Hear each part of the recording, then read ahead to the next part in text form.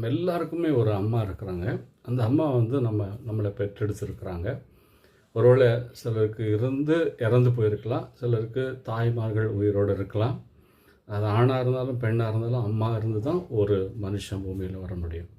இப்போ அந்த அம்மா வந்து 10 மாதம் ஒரு குழந்தைய சுமந்து தான் பெற்றெடுக்கிறாங்க.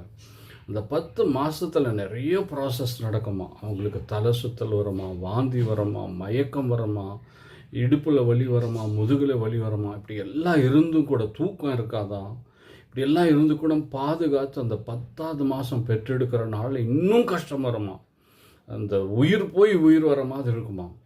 அப்படி இருந்தும் அந்த தாய் அந்த குழந்தையை இறக்கி வைக்க முடியாத அந்த குழந்தையை பெற்றெடுக்கிறாள். அந்த தாய் எப்படி பாதுகாக்கிறாளோ அதே போலவே பைபிள் சொல்லுது. சங்கீதம் 121:5 இஸ்ரவேலை காக்கிற தேவன் தூங்குவதும் இல்லை, உறங்குவதும் இல்லை. அவர் எங்களை பாதுகாக்குவார், வழி நடத்துவார், அற்புதம் செய்வார்.